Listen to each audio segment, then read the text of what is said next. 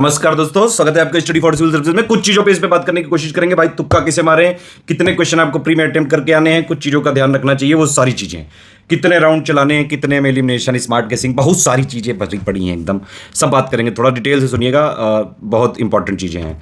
कुछ लोगों ने मेरे पास अपने एक्सपीरियंस शेयर किए, कह रहे हैं कि सर बस अब हमसे ना हो पाई, हाथ हमारे खड़े हो चुके हैं, कोई अब बस ना रिवीजन हो रहा है, ना प्रैक्टिस हो रही, ना दिमाग में कुछ घुस रहा है, आता हुआ है भूल गया हूँ, अपने घर का पता भूल गया हूँ, करना कुछ और चाहता हूँ, कर कुछ और रहा हूँ। ऐसी तरीके के एक्सपीरियंस हो रहे हैं। एग्ज़ाम से पहले वाला ये फोबिया है, और ये ऐसा नहीं कि अभी हो रहा है किसी के साथ।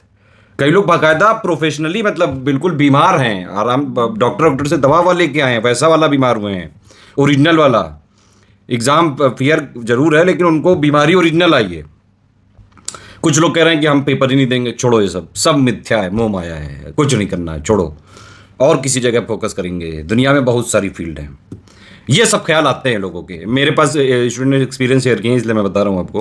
देखिए, मेरा यही कहना है सिंपल कि जब आपने इतनी मेहनत करी है, लास्ट में क्यों घबरा रहे हो यार? पहली बात तो अपने ऊपर कॉन्फिडेंस रखो। वो माना कि पूरी दुनिया को तुम पे कॉन्फिडेंस नहीं है, वो माना कि तुम्हारी इज्जत कोई नहीं करता दुनिया में। अरे अपनी इज्जत खुद तो कर लो यार। आप समझ रहे हो कि नहीं? कोई इज्जत नहीं दे रहा है, कोई बात नहीं, अपनी खुद से भी इज्जत बना लो। अपनी इज्जत खुद बनाओ, खुद करो, जब तक सिलेक्ट नहीं हो रहा हो। ठीक है, अब चलो मुद्दे पे आते हैं। कुछ चीजें मैं बताऊंगा। पहली बात तो गोला आपको साथ साथ फिल करना है। जो भी क्वेश्चन आपका सही, एकदम 100% सही आपको लगता है, उसका साथ साथ गोला फिल करते जाना है। सिर्फ कट ऑफ क्लियर करना है यहाँ पे प्री में। ये मत समझिए, कई लोग, कुछ लोग कह रहे हैं थल हम टॉप करेंगे। अरे टॉप नहीं करना है आपको, प्री में सिर्फ कट ऑफ निकालना है बस। इसका फाइनल सिलेक्शन से कोई भी, किसी भी तरीके से कोई लिंकअप नहीं है। दो चीजें परीक्षा के बाहर छोड़ के जाइए: घमंड, ईगो और लालच। ईगो ज्यादा होगा, किसी एक क्वेश्चन में पिल जाओगे, भिड़ जाओगे कि अरे ये मुझसे कैसे नहीं हो रहा है, इसकी ऐसी तैसी। अब उसकी ऐसी तैसी नहीं, वो तुम्हारी ऐसी तैसी कर देगा। तो परीक्षा हॉल के अंदर एक सामान्य नागरिक बन के जाइए, फालतू की लिबिर लिबिर मत करिए, अदरवाइज वो क्वेश्चन आपको हौक देगा। ठीक है, तो ईगो, लालच सब बाहर। लालच का मतलब ये, कुछ लोग के मान लो अगर 125-30 की है कुछ क्वेश्चन, और उसमें उनका कट ऑफ निकल रहा हुआ, उनने सोचा कि नहीं 20 क्वेश्चन और बच्चे हम ये भी करेंगे। आता जाता है नहीं कुछ, 100% कुछ भी ऐसे ऐसे क्वेश्चन है आपके सामने अगर कि आपको उसका कुछ नहीं पता है A to Z, फिर भी कर रहे हो अटेम्प्ट, तो क्यों लालच कर रहे हो यार? सिर्फ कट ऑफ निकालने भर का करना है बस। 1/3 निगेटिव मार्किंग है, ये जितनी जल्दी आपको याद रहेगा वहां पे, मतलब जितना ज्यादा याद रहेगा उतना आपकी भलाई के लिए अच्छा है। 2 राउंड मेरे हिसाब से चलाने चाहिए ज्यादा से ज्यादा। एक और बड़ी मिथ्या है जीवन की, सिलेबस कभी खत्म नहीं होता है। आप लोगों में से जो लोग टॉप करने जा रहे हैं, उनका भी सिलेबस नहीं खत्म होगा और आपका भी नहीं होगा। टेंशन मत लो यार, जो हो गया वो हो गया, ठीक है, बस जो होएगा वो हो जाएगा। जितनी आपने मेहनत करी है, अपनी तरफ से आपने पूरा संपूर्ण दिया है, अगर आपने रिवीजन किया है, पढ़ाई करी है, खूब पेल के प्रैक्टिस करी है एकदम, तो बस हो जाएगा यार। जाके वहाँ एग्जाम में देना ही तो जाना है। अब देखो, पहली बात तो ये कि भाई निगेटिव मार्किंग से कैसे डील करें, इसका कोई आंसर ही नहीं है। सब बेवकूफ़ बना रहे हैं आपको इस वीडियो के नाम पे। मैं आपको साफ बता रहा हूँ भाई, निगेटिव मार्किंग को डील करने का एक ही तरीका है कि जो 100% वाले हैं वही करो, लेकिन फिर उससे समस्या ये कट ऑफ नहीं क्लियर हो पाएगा। तो तब आते हैं कुछ आपके हथियार। सिर्फ पढ़ाई जीवन में काम नहीं आती है, स्मार्ट गेसिंग, इलिमिनेशन ट्रिक्स। आप समझ रहे हैं? जब आप लगातार अभ्यास करते जाते हैं, प्रैक्टिस करते जाते हैं, अगर प्री से पहले 8-10 हजार क्वेश्चन आपने लगाए, तो आप प्रो हो चुके होते हैं। आप अपनी फील्ड के महारथी हो चुके हैं भैया। फिर आपको समझाने की जरूरत नहीं है, कोई पढ़ा हो ना पढ़ा हो कोई बात नहीं, चलता है, इंटरलिंक करके हो जाता है। ये है बात, ठीक। अब देखिए, मैं आपको बताता हूं शुरू से क्या चीज है। भाई आपको पेपर मिला, ठीक है, पहला क्वेश्चन आता है तुरंत करो, गोला फिल करो साथ साथ। दूसरा क्वेश्चन आता है, गोला फिल करो। तीसरा नहीं आता है, कोई बात नहीं, आगे बढ़ो। चौथा नहीं आता है, कोई बात नहीं, आगे बढ़ो। पांचवा नहीं आता है, आगे बढ़ो। 1 से लेके 150 क्वेश्चन तक जाना है, ये बात ध्यान रखना। कई लोग क्या करते हैं, 1 से लेके 70 पहुंचे, 71 पे वो भिड़ गए, वहां पे उनका घमंड आ गया। घमंड खड़ा है सामने, कह रहा है कि तुझको मैंने साल भर प्रैक्टिस करी है, तुम मुझसे होएगा कैसे नहीं। क्वेश्चन से लड़ रहा है बंदा, देख रहे हो इसका लेवल, देख रहे हो, क्वेश्चन से अपना ईगो लड़ा रहा है कि तेरी ऐसी तैसी। अबे वो क्वेश्चन क्या करेगा यार? आगे देखो, आगे थोड़े इजी क्वेश्चन बैठे हैं और सबका नंबर सेम है। 150 क्वेश्चन, 200 नंबर, हर एक क्वेश्चन का 4/3 नंबर। और अगर आप सही करेंगे तो +4/3 होगा, माइनस करोगे तो -4/9 हो जाएगा। मतलब 3 आपने गलत करे, एक सही वाला उड़ा दिया जाएगा। ये तो जितना आपको आता है उतना करिए। कितने क्वेश्चन अटेम्प्ट करने हैं भाई, ये पहले से तुम तय कर लोगे। तुम अंतर्यामी हो, तुम्हें पता है सब इजी आने वाला है, पेपर टफ आने वाला है, मॉडरेट आने वाला है, तुम देख आए हो, दिव्य दृष्टि से तुमने देख लिया है। अपनी जो ये ब्रह्म सोच है इसको थोड़ा सा अभी ब्रह्म ना बनने दीजिए, थोड़ा एग्जाम दे लो, अभी से हवा मोड़ रहे हो। अरे भैया जैसा पेपर आएगा आपका पहले वहां देखिए, क्या पता बहुत ज्यादा टफ हुआ, बहुत ज्यादा अगर टफ हुआ तो सबके तोते उड़े हुए होंगे यार। 120 125 तक भी उतने में कर लिए तो बहुत है। थोड़ा पेपर जो है मॉडरेट टू टफ या इजी टू मॉडरेट आता है तो 130-35 सेफ माना जा सकता है। ये वहां पे आपको डिसाइड करना है कि भाई एक्चुअल कंडीशन क्या है, see the actual condition and then decide. इस तरह से होगा ये। एक जापानी कॉन्सेप्ट है कि go to the shop floor और वहां पे देखो भाई क्या कमी है, उसके हिसाब से एक्शन लो। वही यहां पे भी है, पेपर में जाइए आप पहले से माइंड मेकअप करके कुछ मत जाना।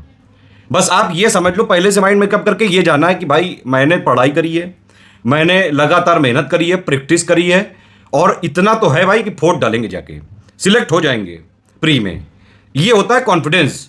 अगर आपको ये लग रहा है कि नहीं नहीं दुनिया की ताकत मुझे प्री में रोक देगी तो फिर ये ओवर कॉन्फिडेंस है। तो आपको ये समझ के जाना है प्री किसी तरह क्लियर करना है। कितने क्वेश्चन अटेम्प्ट करके जाने हैं ये पहले से नहीं बनाना है, वहां अपनी कंडीशन के हिसाब से देखना है। बहुत ज्यादा टफ है तो थोड़े नंबर ऑफ अटेम्प्ट कम हो सकते हैं, इजी टू मॉडरेट हुआ तो थोड़े ज्यादा हो सकते हैं। कुल मिलाकर सिंपल बात यह है कि भाई अगर आप 2018 के बाद के कट ऑफ की एनालिसिस कर लो तो अगर आप 90 क्वेश्चन नेट में बात कर रहा हूं मैं, नेट में 90 से 95 क्वेश्चन, 95 का अगर आप रख लो, 90 भी अगर आपके कुल मिला के आ गए मॉडिफाई की से नेट में निगेटिव मार्किंग को इंक्लूड करने के बाद तो आपका हो जाएगा। उसके लिए करना कितना पड़ेगा, मान लो इसमें देखो 2 राउंड मैंने बोला है। 2 राउंड का मतलब क्या है कि भाई पहले राउंड में आपने चालू किया 1 से लेकर 150 तक आना है आपको। पहली बात तो ये कोई भी बीच में छूटना नहीं चाहिए। उस गाड़ी जब ये आप 1 से लेकर 150 तक की एक रेलगाड़ी चला रहे हो तो जो आता जाए उसको अपने में समेटते जाओ, जो ना आता जाए उसको वहीं ड्रॉप करते जाओ, भगाते जाओ, भाग यहां से। उसको 1 से लेकर 150 तक अगर आपने गाड़ी चला दी, 50 60 70 क्वेश्चन जितने भी निकले बहुत है। वो अपना कॉन्फिडेंस पेपर पे जो है बढ़ाने के लिए बहुत है। इसका मतलब ये है कि स्टार्टिंग वाली जंग आप जीत चुके हो, पेपर पे चढ़ के आप बैठ चुके हो। पेपर पे चढ़ के जब बैठ ही चुके हो तो निकालने में क्या दिक्कत है। सेकंड वाले राउंड अगर आपके मान लीजिए पहले वाले राउंड में 65-70 कुछ निकला है जो आपको लगता है 100% सही है, उसमें यहाँ पे ओवर कॉन्फिडेंस नहीं होना चाहिए। मतलब आप थोड़ा मेहनत की हो, प्रैक्टिस की हो, सारी चीजें पढ़ी उड़ी हो, तब अगर आपको लग रहा है भैया 100% कॉन्फिडेंस ऐसे आता भी नहीं है, पढ़ाई करनी जरूरी है इसके लिए, आप समझ रहे हो कि नहीं। इतना अगर आपका आ गया 65-70 कुछ आ गया ठीक, लेकिन इतने में कट ऑफ नहीं निकलेगा। अब यहां थोड़ी होशियारी दिखानी है भाई। होशियारी ये दिखानी कि आप थोड़े से आपको स्मार्ट चीजें यूज करनी है। स्मार्ट गेसिंग करिए, इलिमिनेशन मेथड करिए, रिवर्स इंजीनियरिंग करिए। स्मार्ट गेसिंग का मतलब भाई 4 ऑप्शन है क्वेश्चन। देखिए एक चीज और ध्यान रखिएगा, हर एक क्वेश्चन का ध्यान से पढ़ना कि वो सही है पूछ रहा है या सही नहीं है पूछ रहा है। कई बार एग्जामिनर इस चीज में खेल कर जाता है और आप सोचते हो कि अरे सही है पूछा होगा, अरे सही नहीं है भी लिखा होता है भाई किस जगह। तो क्वेश्चन ध्यान से पढ़ना, हर एक क्वेश्चन को 2-3 सेकंड तो जरूर देना पढ़ने के लिए, पूछ क्या रहा है ये, और जितना पूछा जाए उतना ही बताना। अगर ज्यादा जो है स्मार्ट बनोगे तो पेपर रोक देगा आपको, समझ रहे हो ना। इस तरह से करना है सारी चीजें। पेपर में 2-3 टाइप के सवाल होते हैं, मैं आपको बताऊं। जो इजी टू मॉडरेट होते हैं वो लगभग 100 के आसपास होते हैं, 90 से 100 क्वेश्चन होते हैं इजी टू मॉडरेट। 15-20 क्वेश्चन थोड़ा सा टफ होते हैं। यूपी पीसीएस की आदत है, ये 2018 से थोड़ा ट्रेंड लगातार बदलाव कर रहे हैं। इस बार देखते हैं क्योंकि यूपी भी इंक्लूड हुआ है तो कितना क्या चेंज होता है। मुझे नहीं लगता है कि प्री में यूपी का बहुत ज़्यादा वेटेज बढ़ेगा क्योंकि मेंस में वो सब चीज़ें बदली हुई हैं। हालांकि फिर भी आप लोगों ने पढ़ा तो है ही सब कुछ, ठीक है। हाँ, तो क्वेश्चन को आपने पढ़ा, मान लीजिए आपको एकदम 100% नहीं पता है, जो दूसरा राउंड आपका चल रहा है, 2 ही राउंड हो सकते हैं यार, ज़्यादा कोई मतलब क्या महीनों भर के लिए वहाँ जा रहे हो क्या एग्जाम देने। 2 राउंड बहुत है। पहला राउंड करीबन 40 मिनट में हो जाना चाहिए, 1 से लेकर 150 तक। फिर जो बचे समय वो आपका है, कट ऑफ निकालना है बस किसी तरह। दूसरे राउंड में आप आए, जो चीज़ें आपको लग रहा है कि हाँ ये वाला कर सकते हैं, मतलब उस क्वेश्चन में कुछ थोड़ा बहुत आता है, आपने क्या किया कि भाई ऑप्शन देखे कि अच्छा ये दोनों तो हो ही नहीं सकते, एलिमिनेट कर दिया। 4 में 2 ले आए, 4 में 3 ले आए, एक ही एलिमिनेट हो गया कम से कम। फिर उसके बाद थोड़ी और गट फीलिंग से यूज करिए और थोड़ा स्मार्ट गेसिंग करिए। कई जगह आपको रिस्क लेना पड़ेगा। रिस्क क्या लेना है, सीधा तुक्का मारना, इसमें क्या रिस्क, सीधी सीधी बात बोलो ना, तो तुक्का मारना पड़ सकता है। तो इसमें आपकी आती है यहाँ पे प्रैक्टिस काम। अगर आपने लगातार बम्पर, आप कम से कम स्टडी फॉर सिविल सर्विसेज की पेड क्विज आपने अगर सॉल्व करी है, फ्री क्विज भी सॉल्व करी है, तो भी कॉन्फिडेंस आता है। तो मतलब आपको ये लगेगा बस कि अच्छा हाँ वहां भी ऐसे था तो चलो ये वाला कर देते हैं। तो यहाँ पे अब आपकी आएंगी ये वाली स्किल्स जो आपकी डेवलप होती हैं सिर्फ और सिर्फ प्रैक्टिस से, और ये कोई सिखा नहीं सकता है, सिर्फ प्रैक्टिस करनी पड़ती है इसके लिए, ठीक है। स्टडी फॉर सिविल सर्विसेज ने कई सारे रिसोर्सेज दिए थे जो सिर्फ पीसीएस के लेवल की ही, यूपी पीसीएस का जैसा पैटर्न है वैसी ही प्रैक्टिस करवाते हैं। जैसे कि हमारे जो पीवाईक्यू वाले हो गए, पेड क्विज हो गए, टेस्ट सीरीज हो गए, ये इस तरह से है ये, ठीक। दूसरे राउंड में आपने मान लीजिए 50-60 कुछ कर लिए तो आपके 130 के आसपास हो गए, 135 के आसपास हो गए। मेरे हिसाब से इतना बहुत है। मेरे हिसाब से 1/3 निगेटिव मार्किंग थोड़ी सी खतरनाक होती है। आपको हर क्वेश्चन में लिबिर लिबिर नहीं करना है, लेकिन यह भी ध्यान रखना है कि भाई कट ऑफ भी क्लियर करना है। कट ऑफ क्लियर करने भर का अगर आपका हो जाता है तो जबरदस्ती लिबिर लिबिर मत करिए। 15-20 क्वेश्चन छूट रहे हैं, छूट जाने दो, कोई बात नहीं। अरे भाई 90 पे जा रहा है कट ऑफ, 88, 87 इस तरह से गया। 2019 से आप कट ऑफ उठा के देख लो। 2018 में पहली बार था, इसलिए थोड़ा ज्यादा गया था, 126 नंबर।